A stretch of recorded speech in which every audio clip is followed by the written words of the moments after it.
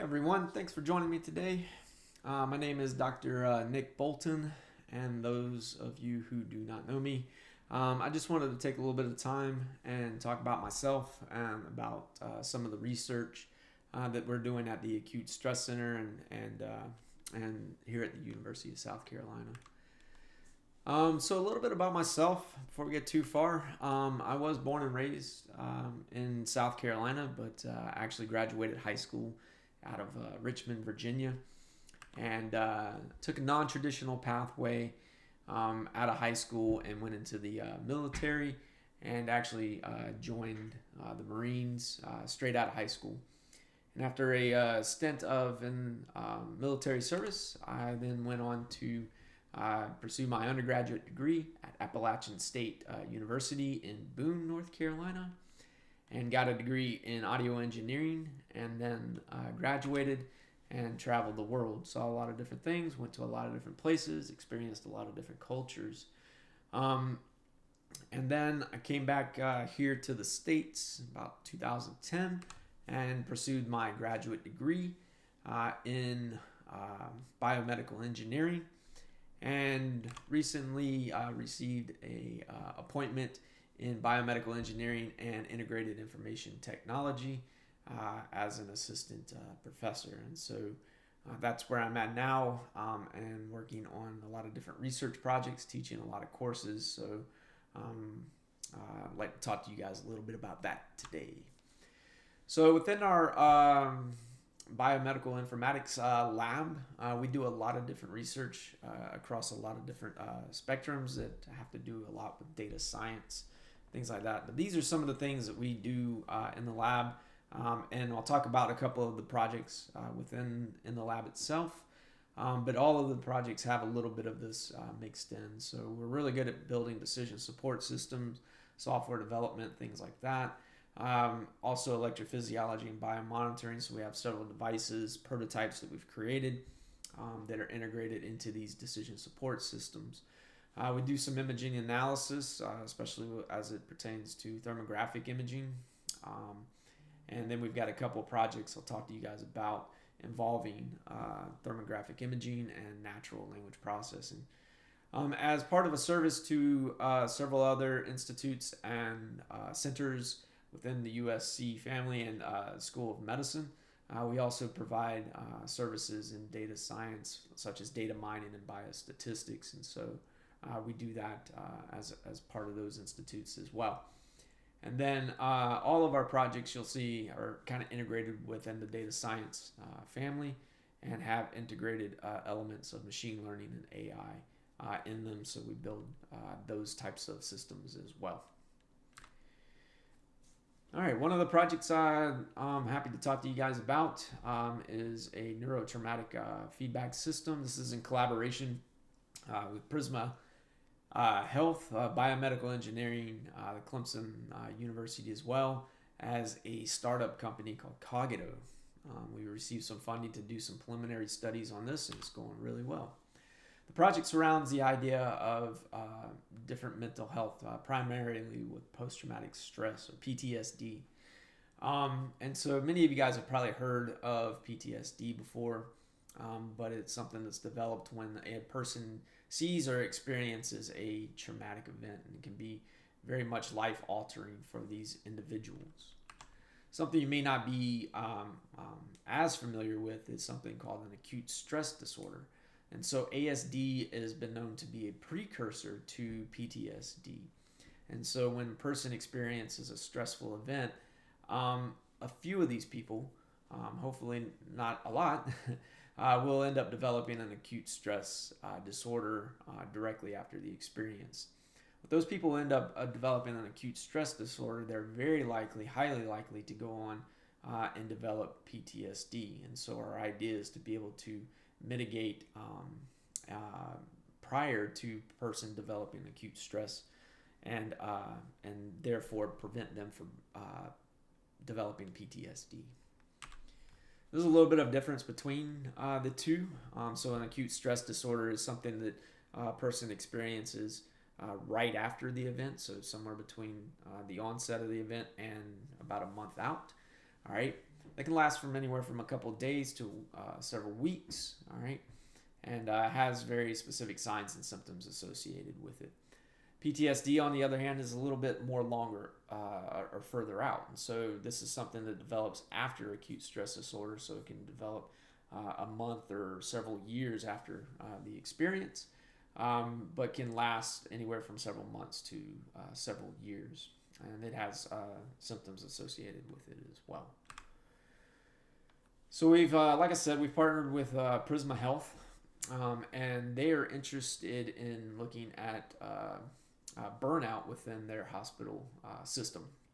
And so burnout is closely associated with acute stress disorder. It oftentimes is seen that as people experience many acute stress disorder or buildup of this acute stress, oftentimes the end result is the person being so stressed out, so burned out from their work environment that they end up leaving the job or quitting or moving on to another career. And so the obviously hospitals and healthcare system in general is interested in keeping these talented individuals within the hospital system. They don't want them to quit their jobs. And so how can we mitigate, how can we help these physicians from experiencing the burnout that is associated with these highly stressful events? And so what we've done was we developed a device using electroencephalography, which is an EEG biomonitoring device. And what this device does is it monitors the brainwave activities of an individual, and then that brainwave activity can be broken down into individual components such as a beta wave, alpha wave, theta wave, and delta waves. Each of these waveforms have different characteristics. Each of these waveforms are associated with different activities within the brain, such as a delta waveform. Delta and theta are most commonly associated with relaxation, sleep, things like that. Whereas alpha and beta waveforms and now what they call a gamma waveform are associated more with alertness, awake, and activity, mental activity. And so by looking at these individual waveforms, can we try to come up with some type of characterization for what stress looks like and therefore monitor stress in individuals? And so that's what we've done. We did some work. We went out to the hospital, went into the emergency department, collected some data from about 20 different doctors, and came back and analyzed those waveforms and came up with some cool statistics. And so what we see on the right hand side here is just a correlation matrix between the different waveforms, beta, gamma, alpha, theta, delta, and how they're associated, either positively or negatively correlated. On the left, we see the trend data within the raw data of the individual waveforms, and can monitor trends moving up and down within their time frames. And so what we were able to do is come up with a characterization, a statistical biomarker for thresholds for individuals. And so what we see here is in the colored region, so these are the individual waveforms broken down again, delta, theta, alpha, beta, gamma. And what we see here is in the colored waveforms, those are the individual intensities of those waveforms that are normal, so below some type of threshold. The black and darkened areas are where the individual waveforms went above a particular threshold. And so using statistics, we were able to kind of map out what stress looks like over these individuals in shift. And so as we see with individual A on the left-hand side there, they experienced a lot more stress than individual B on the right-hand side. Both these were taken at the same time, two different individuals, but during the same shift on the same day. And so what we see is that stress is very personalized for individuals. So what I perceive as being a stressful event may not necessarily be what you perceive as a particular stressful event. And so it's important to develop systems or technology that is going to be very personalized to these individuals. And so that's what we're moving towards. We also did some more work looking at the individual waveforms to try to determine which ones would be most important to monitor during this activity. So obviously we're collecting a lot of data with these biomonitoring devices. So do we need to collect all of this information at once, or can we narrow it down to just a handful of biomarkers, a handful of waveforms? And what we saw was that gamma and alpha seem to be the most important for making decisions as it's related to characterizing these stressful events. And we only needed about 4 or 5 features to be able to make a really good, accurate model for predicting stressful events. We did that using different machine learning algorithms. And so as you can see here, we trained in a lot of different machine learning models. And then also did different prediction accuracies based on those models. And so artificial neural networks and random forest and logistic regression seem the best models for us, with high accuracy on being able to predict when stressful events are taking place. Future work on this is to develop a more real-time decision support system that allows us to be able to provide alert systems and recommendation systems for our users and for our individuals who would be in the study and using our device. And so we're doing that based on these EEG systems, but we're also looking to integrate other biomarker features such as heart rate, variability, and so additional prototypes in the future are going to have EEG and heart rate built into the device, and then we'll be able to correlate between those different biomarkers as well and integrate this into a system. And so this is what we're currently working on in the lab now, moving forward with this project. Obviously, lots of different applications. So right now we're very specifically looking at individuals working within the emergency department, but there are a lot of interest also in military applications. So we've had conversations and talked to a lot of people within the Air Force and Navy about embedding these within soldiers' caps, monitoring Air Force pilots while they're doing training, and being able to monitor the amount of stress that these individuals are going through during their training sessions. And so that's another application, as well as extending our current application of emergency workers to frontline workers. So you can think EMTs, firefighters, police officers all undergo stressful events throughout their work shifts. And so monitoring these activities using our device would be helpful for them as well. We've got a utility patent application that's filed on this technology, as well as several publications that we've published within some high-end conferences. And we're working on our final revisions of a journal article that will be going out hopefully in the next month or so. So really exciting stuff happening with this particular project. A couple of other projects I want to talk to you guys about involve the Department of Defense, the DoD, the Air Force Office of Scientific Research, and DCSA, our Defense Counterintelligence Security Agency. And so this is a partnership with all of them, our Biomedical Engineering Department, and a little bit with the University of Maryland as well. And so the idea is centered around acute stress related to credibility assessment. And so 2 projects involving credibility assessment. So credibility assessment, you can think of it as many of you guys have probably watched NCIS and seen individuals take like a polygraph, all right? And so the polygraph has been around for a long time. And hasn't changed much in that time period. And so there is a big push within the government to start to modernize what a polygraph looks like and what we can do using all kinds of different technologies. And so we've been tasked to try to come up with a system to be able to monitor different physiological symptoms in a contactless way, as well as also looking at different volatile organic compounds. And so 2 projects in this, actually 3. I'll talk about the next one in another slide.